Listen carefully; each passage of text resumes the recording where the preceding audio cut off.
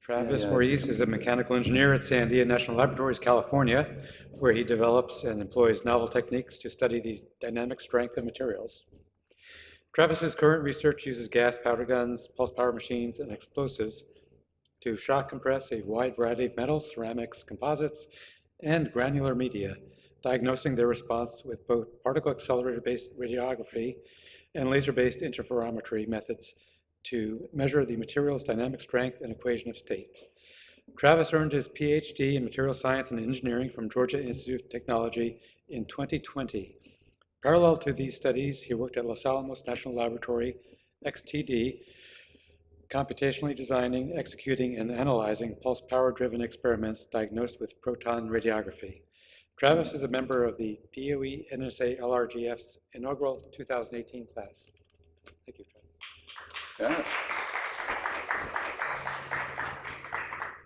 Thank you all for having me. My name is Travis Voorhees. I'm at Sandia, California. So today's talk, I'm going to focus mostly on what I've been doing ever since I started working as a staff scientist at Sandia. This has been developing a method that we can measure the dynamic strength of materials as a function of the pressure, temperature, and strain rate that we're bringing them up to. This talk is going to focus on a model material, molybdenum. And the co-authors for my talk are Athena Pagiotis, Ben Zusman, Stacy Guo, Vince Garcia, and Tracy Vogler. But before I get into the technical content, I want to give a little background. Who am I? How exactly did I get here? So I grew up in San Diego, California. I went to Los Angeles for college, so I went to Cal Poly Pomona. For college, I pursued a chemical engineering degree, but really I went primarily to be an athlete. So I went and I was a track and field athlete where I was mostly a pole vaulter and a decathlete. Come about the third year of my athletic pursuit, I actually ruptured my Achilles. During that, I was starting to get into research. I was working with a guy named Vlepner Ravi, and it was a very serendipitous moment. I actually found that I really like research a whole lot more than anything else. So I was working on corrosion studies, looking at titanium alloys and how they would corrode inside the human body. He got me in contact with Dr. Naresh Dhani at Georgia Tech, where I could continue pursuing material science research. But within material science, I swapped from doing things that are very slow to things that are very, very fast. So corrosion experiments, they can usually be maybe a week or a month in time. But I swapped to doing shock compression experiments. And in shock, things are happening usually in a microsecond or less. So I was using the gas guns at Georgia Tech to study the equation of state of materials. While I was there, I got in contact with Dr. Anthony Fredenberg. He was at Los Alamos, and he helped me use the computers at Los Alamos to do multi-physics simulations. So that was my PhD research. I did experiments at Georgia Tech and simulations at Los Alamos. We used that collaboration to apply to the LRGF, and I was brought in as one of the inaugural fellows. The Krell Institute was a huge support throughout my degree. They helped me be able to go back and forth between Los Alamos and Georgia Tech as I pleased, and I did a third of my degree at Los Alamos running these simulations. I also did pulse power experiments, and with the pulse power experiments, Dr. Chris Roskilp, who's up here on the top right, was also an informal mentor to me in that area. So he taught me a lot about magnetohydrodynamic simulations and how exactly to do pulse power experiments. In 2020, I graduated and I started working at Sandia, California. And at Sandia, California, I shifted my research. I'm still working in shock physics, but instead of focusing on equation of state, the pressure, density, energy relation for materials, now I focus more on dynamic strength research. So what the deformation response or the shape change response of materials are. Here at Sandia, California, my mentor is Tracy Vogler. I work with him a lot on these experiments. So that's a quick background as to who I am. Now I want to get into more of the technical content. So here's an overview of what I'm going to be talking about today. First of all, why is this important? Why should you guys care about this research? Then I'll get into what exactly is the Tamped Rickmeyer-Meshkov instability method. Then I'll also show my experimental design. So what do my targets look like? Where exactly am I shooting them? Then I'll show some results from those experiments and my model calibration. So how am I calibrating strength models to those experiments? And I'll conclude with my acknowledgements. So to start out, why exactly is this research important? Well, the strength of materials really defines how they deform, what their shape change behavior is. And the strength of a material can vary drastically as a function of the pressure, the temperature, and the strain rate that we're bringing it up to. If we look at this plot on the right, this is from the Trilab Strength Project. So they were investing in tantalum metal at a wide range of strain rates and pressures. And here on this axis, they have the strength of the material. So you can see the strength of the material can change up to an order of magnitude depending on what the strain rate and the pressure we're bringing it up to is. So this is very important for various applications. We need to know what the strength of the material is so that we can accurately predict how things are going to behave in certain applications. Over here on the left, I have an image of the Golden Gate Bridge. So in areas where you're doing an application for something like a structure, you can measure the strength of the material using quasi-static. So very simple, you just pull the material apart, you get the stress strain curve, and you can look at the strength in these quasi-static conditions. When we increase the strain rates, we move to something like collisions, car crashes, things of the sort. We can also do other well-defined methods like the split Hopkinson bar compression tests. That can also give you the stress strain curve of the material, and you can look at its strength behavior. But when we get into very high strain rates, so things like ballistics, explosives, or micrometeor impacts, so things when we're in the strain rate of maybe 10 to the 5th to 10 to the 8th, there aren't a lot of well-defined methods to measure these strengths. You can see that over here on this plot, there are data points that are at these high strain rates and high pressures, but you can also see there's a lot of areas where there's not a lot of data. So at Sandia, California, we're developing a new method to measure the dynamic strength of these materials at extreme pressures, so 0 to 100 GPa, extreme temperatures, so ambient to melt, and strain rates that are 10 to the 5th to 10 to the 7th. This isn't in the regime that Gabe was talking about in his talk, so it's lower. We're keeping the material solid. So the method that we're doing is called the Tamped Rigmar-Meshkov instability method. But what exactly is it? So here on this slide, I have a cartoon that's showing what the tamped RMI method is. And here on the left, I have the pre-shot state of the experiment. And here on the right, I have the compacted or the shot compressed state of the experiment. This is pulled from a paper by Matt Hudspeth. He did a lot of work on first developing this method. So here on the left, I have the three main components of the experiment.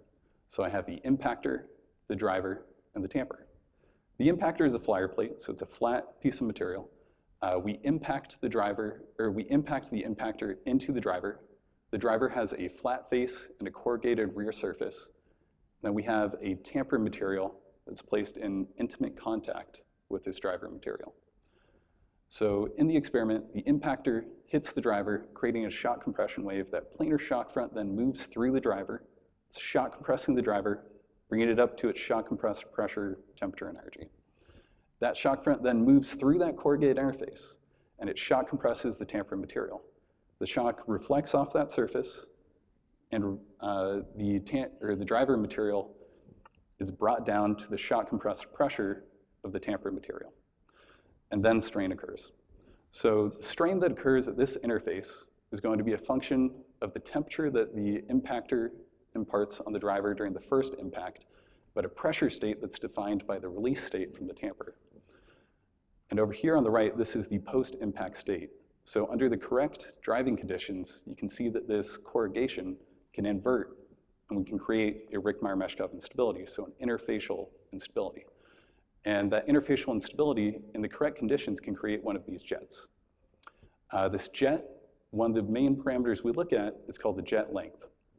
So it's the extent of deformation, and we define that as the distance from the peak to the valley, or the spike to the bubble of the inversion. So what exactly defines how this interfacial deformation is being created? Well, there are 5 main factors, and I have them listed down here on the bottom right. So it's the strength of the driver, strength of this material on the left, strength of the tamper material on the right, the shock stress, how hard we hit it. If we hit it harder, it wants to invert more. The density difference ratio, or the Atwood number. If the driver is a much higher density material than the tamper, then it's going to want to invert at lower pressures. and the corrugation aspect ratio. So how deep is this corrugation compared to its width? If it's deeper than it is wide, it's going to want to invert at a lower pressure as well. Down here on the bottom right, you can see that these factors are color-coded. The reason for that is that everything in green we can control. We can control this tamper strength by using a liquid tamper. So by using a liquid tamper, liquids have a negligible strength compared to metals and ceramics and polymers. And we can really isolate just the driver strength in our experiments.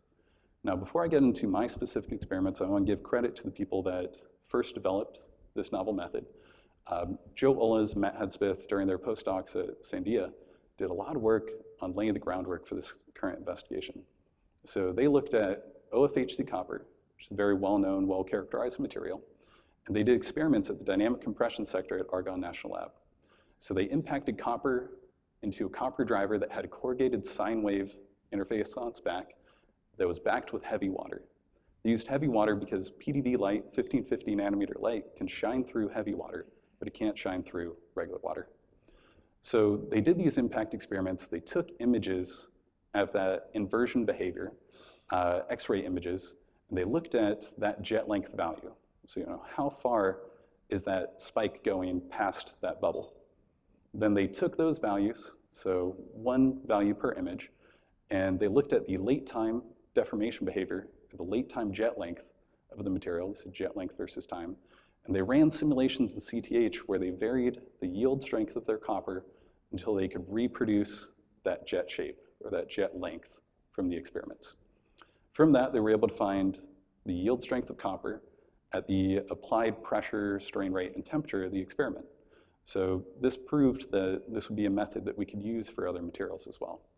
So I'll be using this method, but applying it to a different material than what Matt and Joe had done in their research. So I'm looking at element number 42.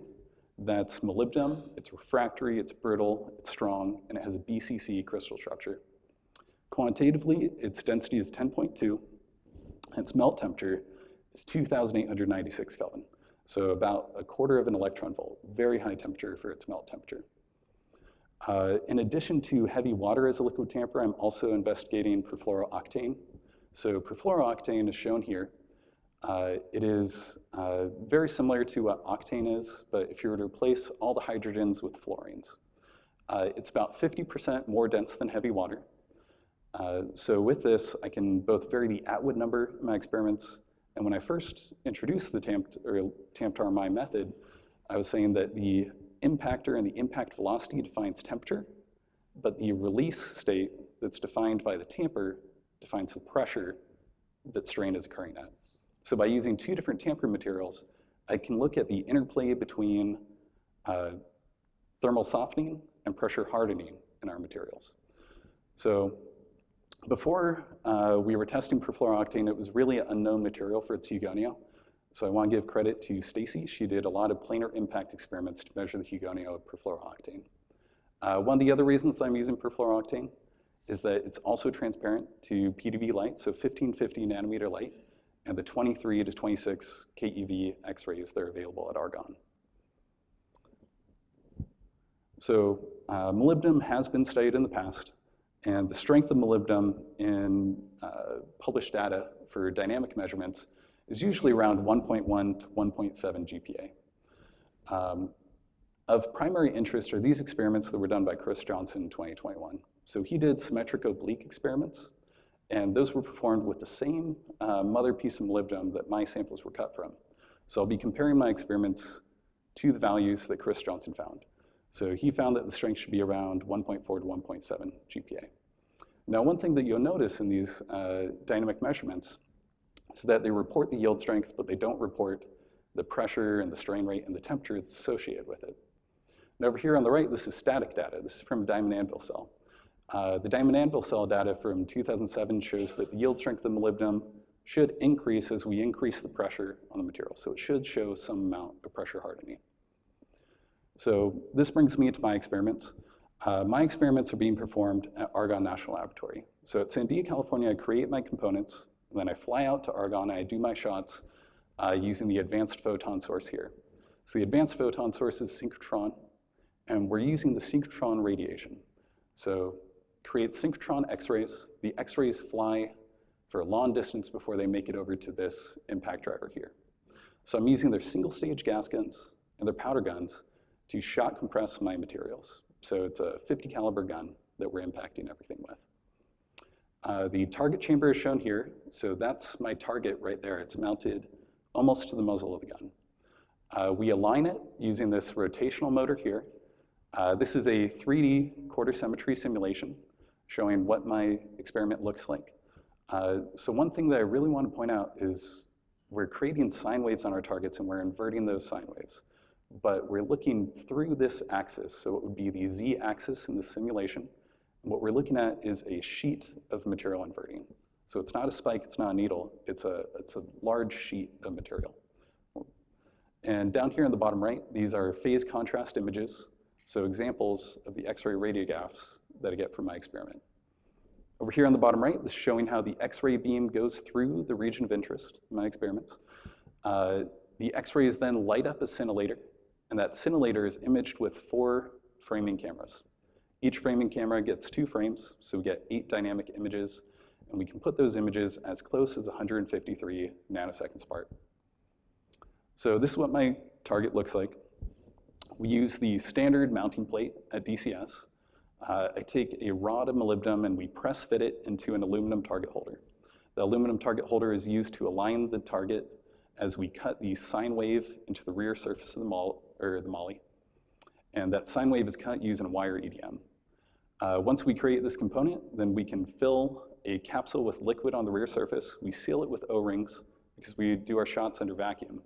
That way we make sure that the liquid doesn't boil off during the experiments.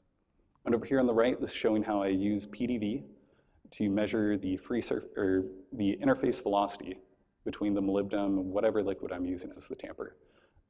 It is a dynamic PDV mount, so I can precisely aim it to the groove, or the initial groove that's going to invert into a spike in my materials. Once I do my experiments, I get my X-ray radiographs, and I analyze them in 2 different methods. So over here on the left, this is jet length. This is the proven method. This is what Matt and Joe used in their experiments that were copper backed with deuterated water. And over here on the right, this is another method I'm using that I believe is more robust, so it's contour comparison. On the left, jet length, as a reminder, is the normal distance difference, or the distance difference in the direction of impact between the peaks and the valleys of this sine wave. Over here, the contour comparison, instead of getting a single value from each experiment, what I do is I pull the entire interface between my molybdenum, which is a dark material here, and the liquid that's on the rear surface. And I save that entire interface as a point cloud. So the 2 analyses that we're going to be doing here are jet length comparison for one measurement of yield strength and contour comparison for an additional measurement of yield strength in our experiments. So the next 2 slides are going to show how exactly we're using that for model calibration. And this one is talking about jet length calibration. So on the left, I have the 9 radiographs that I get from an example experiment. You can see that the sine wave inverts as we move forwards in time. And just as a reminder, this is what jet length is here. So I pull out jet length from each one of these 9 images, and then I put that jet length here in this plot. So jet length versus time. The scatter plot values are from the experiment. And then I run my simulations in CTH. I analyze the simulations the same way that I'm analyzing these experimental values, or the experimental jet lengths. And I look at how that simulated jet length varies and how well it reproduces the late time deformation in my experiments. So in the late time values, I look for where I get the best reproduction with my simulations of the experiment. And I say that that is the correct yield strength for the given loading conditions. The second method, which is contour comparison, is very similar in that I'm running simulations CTH, I'm iterating the yield strength of the material. But instead of looking at just that one jet length value, now I'm looking at the full contour, the full shape of the jet. So here, these are the last 4 frames of an experiment, and the scatter plot is from the experiment, so it's the contour value that I pulled from the X-ray radiographs. The colored lines are from the simulations. And in these simulations, you can see how well they're reproducing the shape of those contours. So the value that I use as my error sum is the sum of minimum distances between the point clouds from both the simulation and the experiment. And I sum that up over all the frames of interest. That gives me this y-axis here, which is just an error sum value. And here on this x-axis, this is my simulated yield strength in CTH simulations. So I look at how that error sum changes as we change the yield strength and where we are able to fit the error sum as a function of yield strength and find the minimum. I say that that is the best yield strength for the given experiment. So that's how we get our 2 measurements of yield strength per experiment, and we have to connect it with some sort of temperature, pressure, and strain rate. So in my simulations, I embed Lagrangian tracers at the mesh resolution of the simulation. I put it into a 1 millimeter depth. Then I look at all of those tracers, and I sum up the accumulated strain over the entire experiment in bins of pressure, temperature, and plastic strain rate. So that gives me these histograms here. That's strain versus pressure, temperature, and strain rate. And it's showing that strain is occurring at all these pressures, all these temperatures, and all these strain rates, but it's predominantly occurring where the histogram is the highest. So I take the peak value from the histogram, and I connect that with the yield strength that we pulled from each one of the experiments with the iterative simulations, and that gives us this plot. So this is the final product of the investigation. This is exactly what we're looking for. This is the yield strength of the y-axis of molybdenum as a function of the pressure, temperature, and the strain rate that we're bringing it to as it's being strained. So one thing that you'll notice is that the jet length calibrated values have more spread than the contour calibrated values. One thing you'll also notice is that there's a general decrease in strength as we go to the higher values of pressure, temperature, and strain, which means that as we're hitting this molybdenum harder, it's actually getting softer. Another thing to notice is that in these strain rate values, all the strain rates are about the same. So they're between 0.5 and 1.5 times 10 to the 6th. So it's about 10 to the 6th for the strain rate for all of these experiments. So on this next slide, I'm removing the strain rate plot, and I'm introducing this new plot over here, where I'm taking the same data that's in both of these plots, but I'm changing the axes. So now we're plotting temperature versus pressure. And each one of these data points is now colored according to the yield strength. So the more yellow the data point is, or the more warm in color it is, the higher the strength. And the more cool the data point is, the more closer to blue it is, the lower the strength. And as the material gets hotter, yield strength should decrease. And as the material is under higher pressure, strength should increase. So one thing that we're noticing is that the thermal softening is overtaking the pressure hardening in these Rickmar mesh cup instability experiments. So that's what we see with the general decrease in strength as we move upwards. Then at common values of temperature, we can see that the data point increases in warmth, so it increases in strength as we increase the pressure. But then at common values of pressure, we see that the strength decreases as temperature increases. So overall, thermal softening is overtaking pressure hardening for molybdenum. So what's left in the analysis? Well, first of all, uncertainty calculations. I think some people may have noticed there were no horizontal error bars in the previous plots. Then I'm also working on calibrating more complex strength models. So the Johnson-Cook model, Steinberg-Geinen-Lund. And then I'm also looking at doing code-to-code solution verification. So all my simulations have been CTH, which is an Eulerian hydrocode. So I'm also working on Allegra, Sable, Zapotec, and Flag for not only code-to-code verification, but also framework to framework, whether Eulerian and Lagrangian will give me the same value for strength. One thing that I want to say is that this talk was primarily focused on molybdenum, but since starting at Sandia, I've done 154 tamped RMI shots. These have been focused on boron carbide, silicon carbide, calcium fluoride, aluminum oxide, and epoxy composites called ALOX, EPON 828, platinum, and gold. So over the next year, I'm working on creating releases for each one of these materials that have been tested with this novel diagnostic. So in conclusion, I want to say thank you to all the people on this slide. If they're in blue, they've actually traveled with me for experiments or somehow support experiments hands-on. Here are pictures of Ben, Vince, and Athena actually out at DCS helping me with shots. Brian Holliday here and Bryant Morgan are at the Sandia, California machine shop. They produced all my components, and they're able to create those sine waves with a 2-micron consistency from target to target. I also want to acknowledge the DCS. They've been excellent supports every time I go out. Thank you.